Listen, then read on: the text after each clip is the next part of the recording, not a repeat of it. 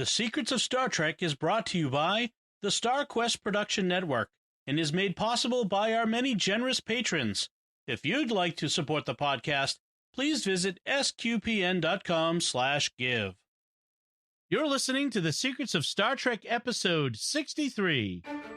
Captain to bridge. Spock here. Make it so. Surrender is not an option. Attention crew of the Enterprise, this is James Kirk. We are all explorers, driven to know what's over the horizon, what's beyond our own shores. We would have helped you get home if you had asked. That's who Starfleet is. Hi, I'm Dom Bettinelli, and you're listening to The Secrets of Star Trek, where we discuss the hidden layers and deeper meanings found in all the Star Trek TV series, movies, and more. And today we're discussing the Enterprise episode, Unexpected. What? That one? I didn't realize. That was an unexpected surprise, guys. Surprise, It's unexpected. Joining me today on the panel are Father Corey Stika. Hi, Father Corey. How's it going, Dom? Very well. And Jimmy Aiken. Hi, Jimmy. Howdy, Dom. Folks, I want to encourage you to please share the podcast with your friends. Even if you have friends who are not fans of Star Trek, you should share it with them anyway. They should be fans of Star Trek. Everyone should like Star Trek.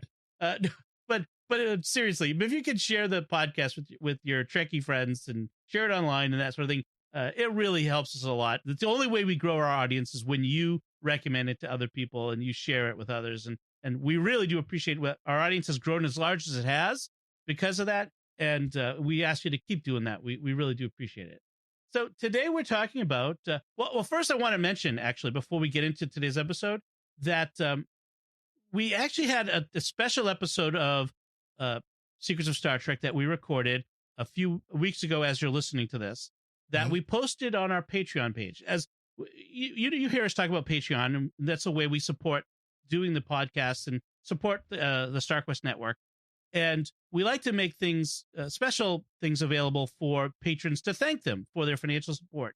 And one of the things we did recently was a special discussion with the three of us on the new Picard and Short Treks trailers for those new, the Picard series and the Short Treks that are coming up that we did. The trailers that were released at Comic-Con, we had a great discussion. We had a lot of fun talking about both of those. It's a short episode, but we released that for our Patreon patrons at patreon.com/StarQuest.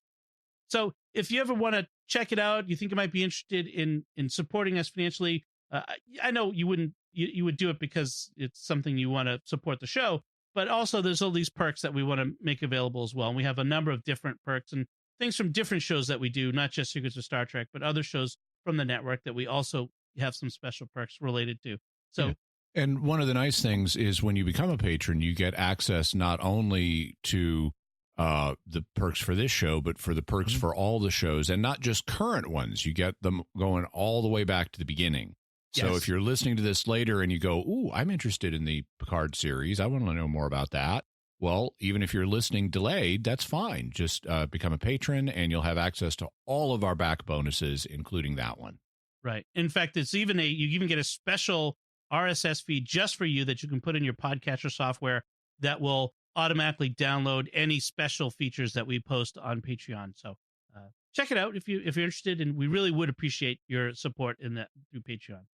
All right. And by appreciate, we mean need, because we have to get to break even on the network, or we're not going to be able to continue the way we are.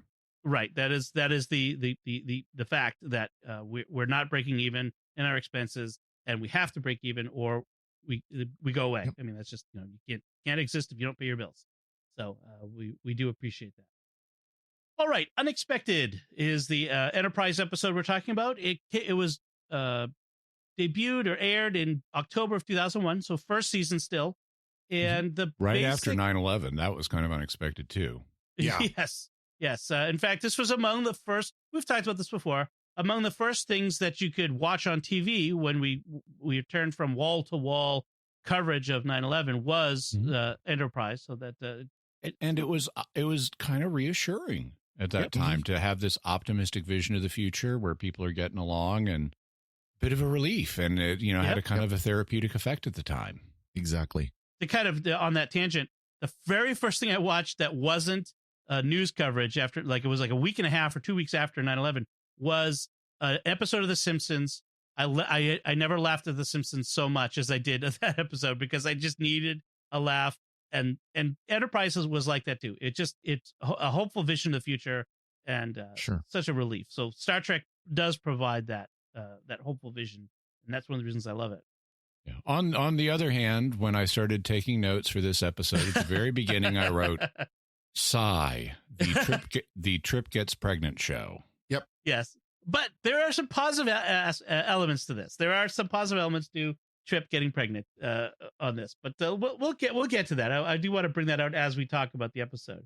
What we do start with is some skin on this Enterprise. Enterprise did go a little, not in the way you'd expect. Yeah, yeah, exactly. It's not T'Pol in the decontamination chamber again. This time it's Archer who gets to show some skin. So Scott Bakula floating. He's in the shower. We see a shower on board. Someone using a Like shower an on a actual starship. shower, not like a sonic shower like you've seen in Voyager, but an actual water shower. Or motion Star Trek the motion picture. Yeah. Yes. So this is he's taking a shower, and they lose the gravity plating on his deck in his quarters, and he's floating around in the shower with the water. Very accurately depicted of how water behaves in weightlessness, because we've seen that on the space station. So, and then the power comes back suddenly, and that hurts. Wham! Yeah. It's It not hits just the floor. water that falls hard. Yeah. Archer does too. It's like, dude, Yeah. you could have been seriously injured by that. That looks like it hurt. I know, look at nice And bruise on your hip there, buddy.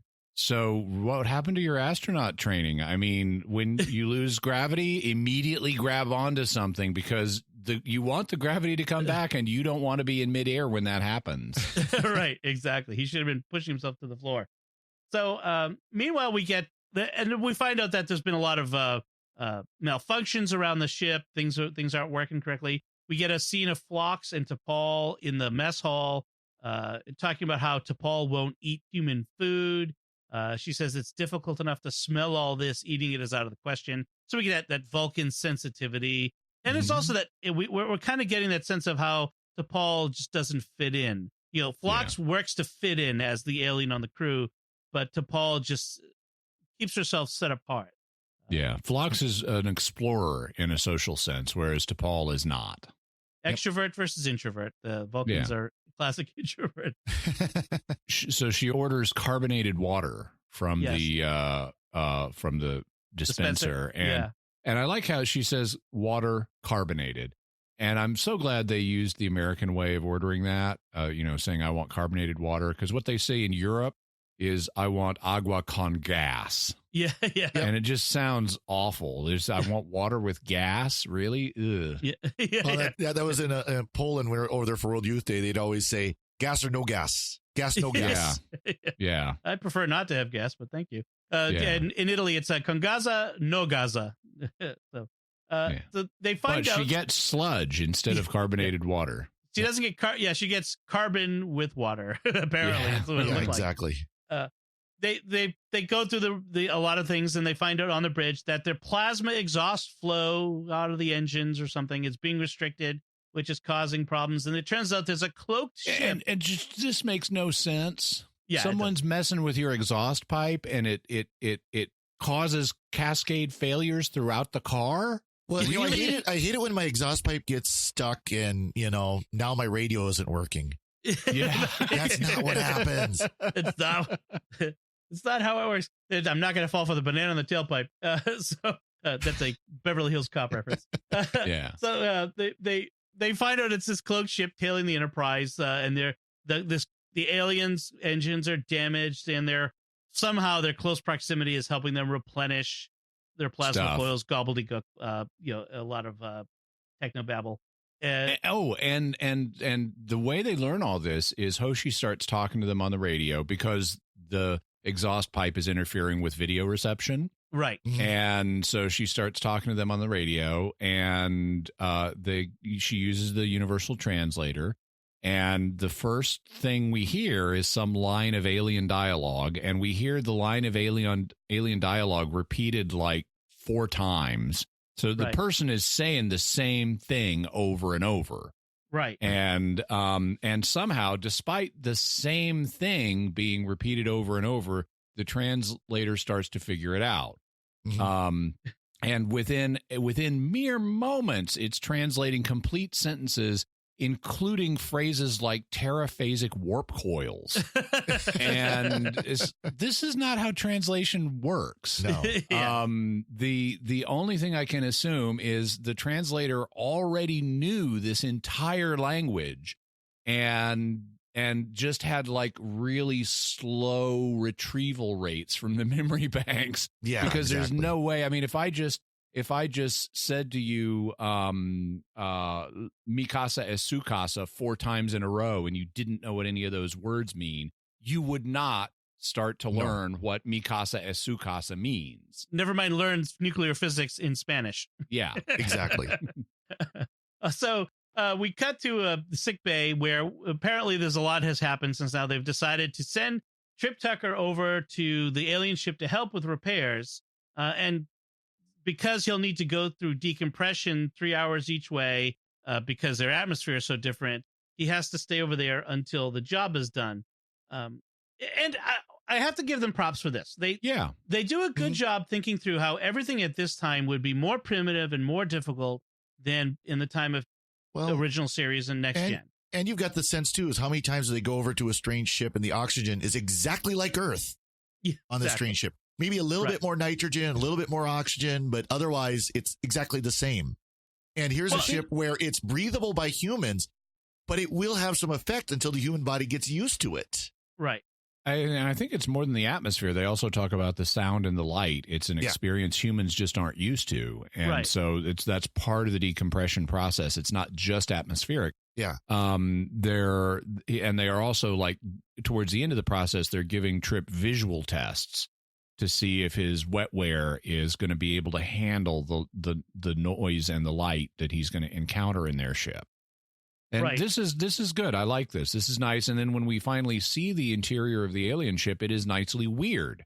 It is weirder than anything we've seen since, like, the original series. This ship is kind of like what the original series would have done with an alien ship if it had the money. Right. You know, their food grows on the wall. I mean, we have aliens, and that's what I really like here, is they are really alien. I get the sense that, like, they kind of tell, like, Phlox gives him this injection. He says, that'll shorten the decompression process by half, which implies that by the time of TOS and TNG and Discovery, apparently, of course, they will have improved their medical system that allows them so that when they're beaming over, maybe the transporter automatically compensates their body or something along those lines. You know, you can figure something out like that. Yeah. But it hasn't yet. And I like that. I do like that. What I don't like is, why can't the aliens fix their own ship? I mean, exactly. What is a human engineer from a barely warp-capable civilization going to be able to contribute to this so alien it would ordinarily take 6 hours to be able to stand their environment? Right. I mean, I understand in the 24th century, human Starfleet engineers may be the cat's pajamas, but these guys have only just built a Warp 5 drive. They don't have cloaking technology. They don't know. This is supposed to be a completely alien ship. What is Trip supposed to be able to do here that they can't do for themselves? Oh, he is Trip Tucker. He's the super the engineer, ancestor of Scotty. I mean, he's gonna. It's the same thing if you've trained on Ford cars, that you should be able to look at a Russian-made vehicle or a Chinese-made vehicle and pick it all right up. No, it's not. It's totally different. I do like how T'Pol advises Tucker to be diplomatic about how the food tastes over there on the alien ship, which is ironic given her complaining about the human food. Yeah. So well, in this episode, at least, she's only complaining to a fellow non-human. Well, right. But she has complained in the past. Being diplomatic in this episode to the humans about their awful stinky food. So, and then once Tucker's in the decompression, the airlock that he's in fills with this gas that burns his lungs, and you have the aliens tell him to breathe normally, and it kind of has this air of excuse the pun, of the scary unknown. You know, he's got to overcome his fear and embrace it. Then once he's inside, he's all kinds of like having a bad acid trip. He's having a trip. Yeah. Yeah. Trip is having a trip. He's like, he's all kinds of logy, having trouble concentrating with all the noise and weird lights. And of course, he refuses to eat something like they advise him to, and has really a lot of trouble. Or rest. Rest. Yep. And then so Archer has to order him to take a nap, which, because we all know naps fix everything. Yeah, and Trip is like childishly resisting the nap. So I was wondering, Dom, if for you as a parent, how much does this ring true to your experience of having to order resisting children to take naps? Yeah, you will feel better. Trust me. Just lay down and close your eyes. Just for an hour. You'll be fine. You won't miss anything. Yeah. Yeah. Also, I'm not tired. This is Dom Bettinelli, CEO of the StarQuest Production Network, with a special message seeking your support. StarQuest needs your help. Over the past year, we've grown by leaps and bounds. Every month, we produce dozens of shows covering numerous topics and all explore the intersection of faith and pop culture, which is the core of our mission. Some, like Jimmy Akin's Mysterious World, are among the most popular shows StarQuest has ever produced in all its 13-year history, and our newest shows, like American Catholic History, are catching fire with new audiences. We're fulfilling our mission of evangelization in a whole new way, but that success is in danger. We must reach the financial break-even point if we're going to continue. Creating, editing, producing, distributing, and promoting a dozen shows have caused our expenses to rise, and we are no longer making ends meet. We're rapidly eating through our reserves, and soon they'll be gone, and we'll have to cut back many of our shows. We might even have to shut down altogether. That's why it's crucial we hear from you right now. If you haven't yet become a supporter, please do so now. If you are a supporter, please prayerfully consider increasing your support at this time. Please visit sqpn.com/give today and click the Become a Patron button to make your monthly pledge. Or to give a one-time gift, click the Donate button. When you become a patron, you'll have access to exclusive benefits and several special thank you gifts for supporting StarQuest at different levels. The need is urgent, so please go to sqpn.com/give today. Thank you from all of us at StarQuest, and God bless you. May we hear from you today?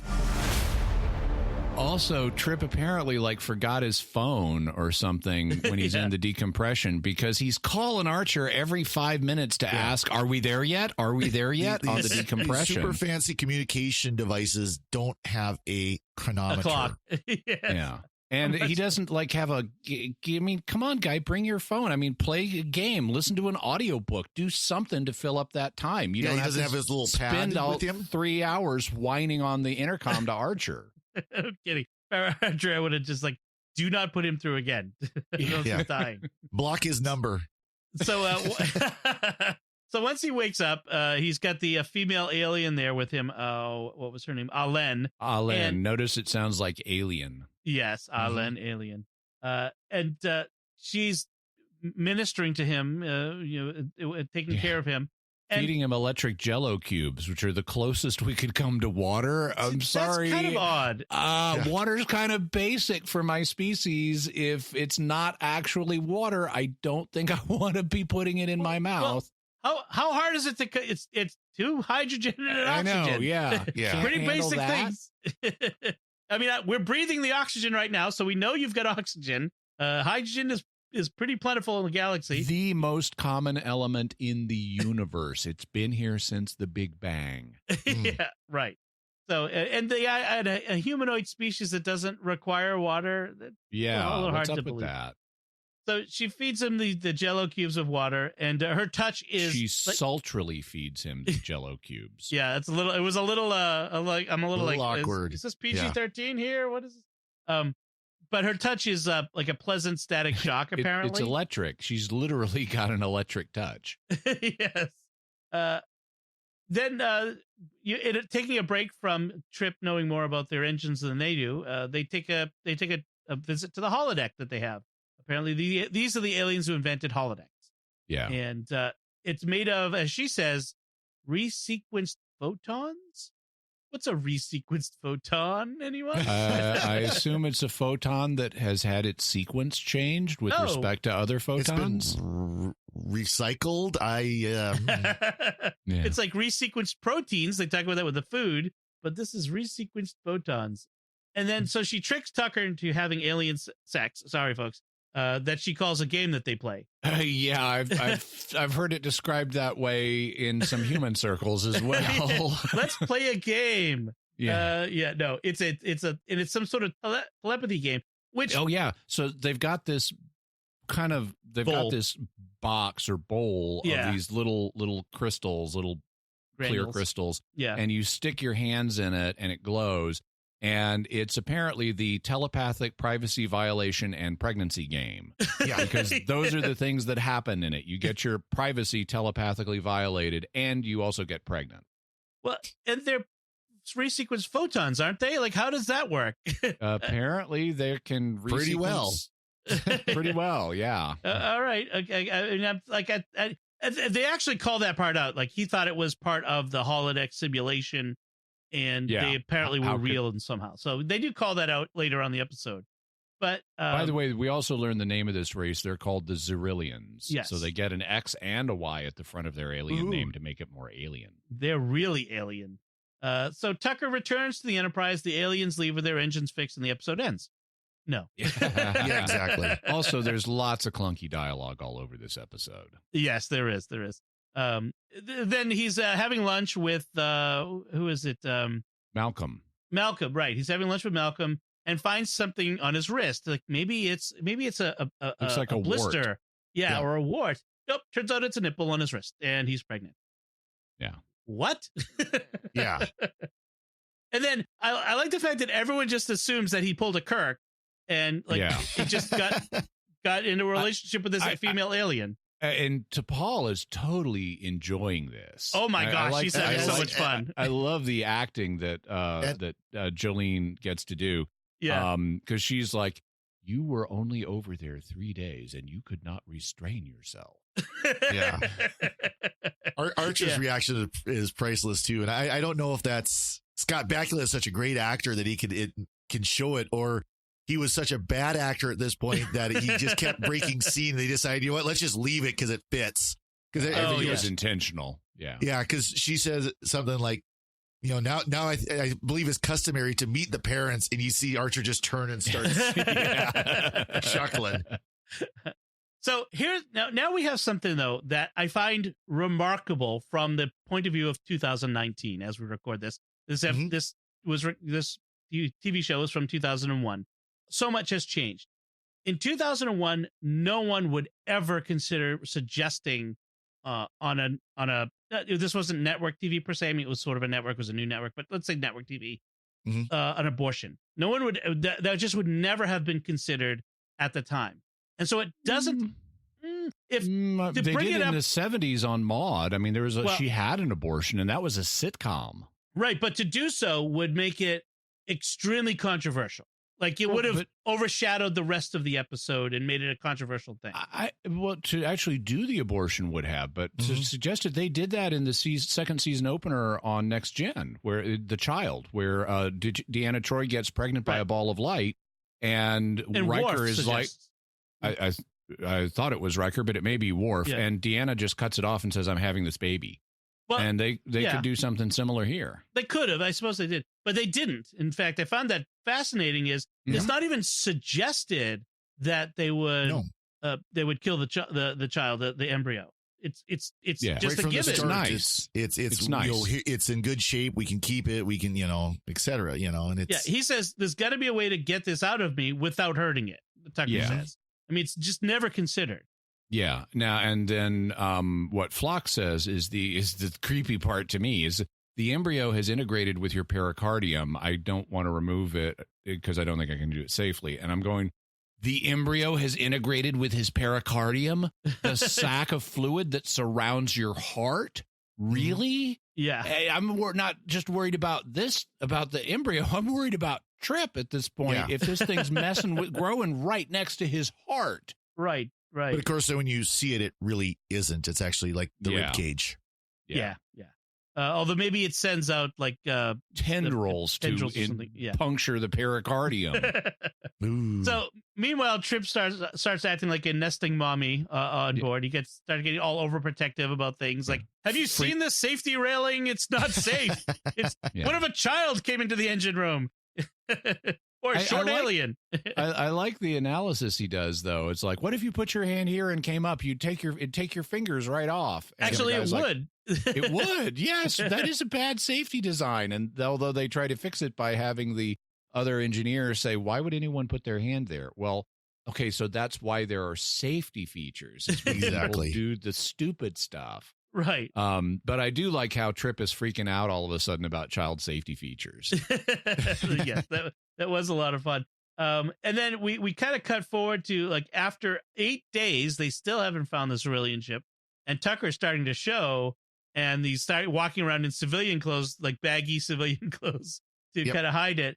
And they start to think about, well, what'll happen if he gives birth? And Phlox says, you may be putting those nipples to use before you know it. Just as the captain steward walks into the dining room. That was a good one. Yeah, I at this point, Trip is paranoid that the seat, because he asked Archer and T'Pol and Phlox not to tell anybody, and he's become paranoid. He thinks people are looking at him, which is like, you're wearing civilian clothes on a ship, dude. Right. So yeah, they're looking at you, but it's not because they think you're pregnant. But Trip is paranoid and thinks the secret has gotten out. Yeah, and so in fact, he thinks T'Pol specifically leaked it deliberately, right? Which she did not. So Archer is having some fun at his expense. He kind of brings up the this is the first interspecies pregnancy involving a human, and he's like, yeah, yay! Why? Yeah, why? So they think they've tracked down this Aurelian ship, because remember, it's cloaked, so they have some trouble tracking it down. So when they get to where they think it is, they find a Klingon D7 battlecruiser, the classic from the original series, which I was nice to see that. And it turns out their engine is apparently once again broken. These are really fragile Aurelian ships. Or just Tucker doesn't know what he's doing with their engines. And so they're hiding in the Klingons' plasma wake. Klingons are going to be less understanding of people, cloaked ships hiding in their wake, messing with their ship. Yeah. But when the Klingons see Enterprise... Basically, thank you for calling that to our attention. Kill them. Yes, exactly. Right. Although they fire warning shots at the Enterprise first. Humans, we fire warning shots across the bow. They fire them at you. We don't destroy you, but we're gonna whack you one. So Archer tries to reason with the Klingon. Hey, they're peaceful, they're innocent. He doesn't really know Klingons yet, but T'Pol basically tells the Klingon that the Chancellor called Archer a man. The Klingon Chancellor called Archer a man of honor, and then Enterprise and a brother, and that Enterprise is the ship that returned Klang to the Empire, and all this other stuff, and that gets him to at least pause. And then it's Tucker who convinces them, spare the civilians. They've got holographic technology that you're going to want. Yep. Yeah.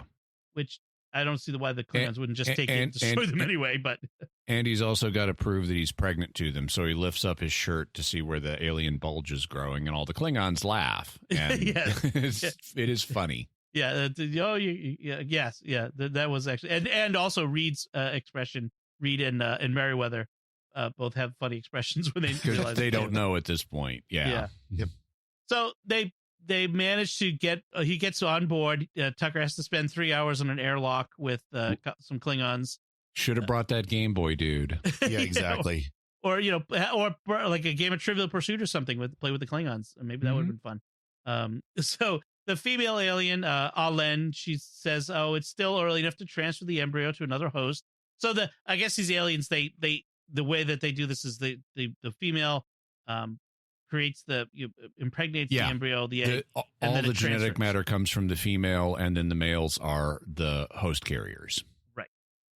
And in her defense, Alen says she had no idea this could happen with another species. So, okay, good. You weren't trying to get Trip pregnant, but still, you were having sex with an alien species without telling the alien species you were having sex consent. with it. Yes, exactly. That a little bit of Me Too going on here. So so the Klingon gets to experience the hologram technology, and the first thing he says is, because they have a Klingon representation of the Klingon capital, the first thing the Klingon captain says is, "I can see my house from here." I know. I love that. It's like when you're flying over your home city in a plane. That was a lot of good. And then at the very end, after we wrap things up and Tucker's back on board and no longer carrying a child, T'Pol says to Tucker that I checked the records and you are the first human male to become pregnant. And I'm thinking, what a simpler time we used to live in. Yeah, I know. And it's like, not buying that. Yeah. Between now and then, there would have been multiple instances where an embryo was hosted in a male. Well, and frankly, what does it mean? We already have movies about it. Yeah, we also have people who are say that they're men. We don't need to go too deep, but yeah. We don't want to get into that, but yeah, the records would show otherwise. But I'm just thinking, what a simpler time we lived in back then. So and that about wraps it up. And like I said, there's aspects of this episode that I like. I mean, I like their attitude toward the pregnancy, and there was never a consideration that they would abort the child. I love the humor, like making fun at Tucker's expense. I just thought that was priceless.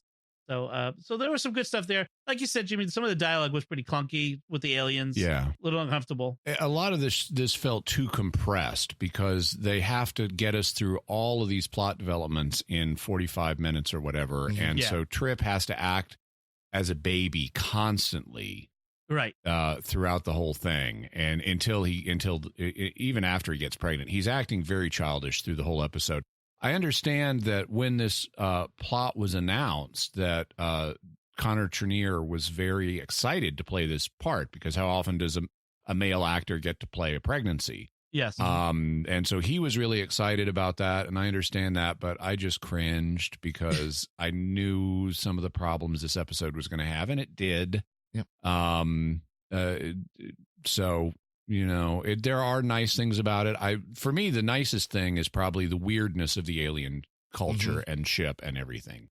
That's like something they haven't tried to go that weird since the original series, when we had like the Medusan ambassador that if a human looks at it, you'll go crazy. Right. This is like that, except we get to see more. And so I did like that, but the whole Trip becomes pregnant is like, please. Yeah, it's interesting how the reception of this episode, some people, they thought it was the worst episode of the first season. Others say, oh no, this pulls it off. It's a great blend of humor and etc. So it's kind of interesting. Connor Trinneer, speaking of his reaction to this story, he thinks that this episode helped make his character easier to write for the writing staff, and that's why his character grew in the stories as the seasons went on, which I thought is an interesting insight there. Yeah. I would say for me, this is kind of a mixed on a scale of 1 to 10. I'd maybe give it a 4. It's certainly not the worst episode of the series, though. That has to be A Night in Sick Bay, and closely followed by the series finale. Yes, yeah. But Night in Sick Bay is actually worse. Yeah, it is. Father Corey, any last thoughts about this episode? Nope. Okay. Jimmy, anything left? Nope. All right.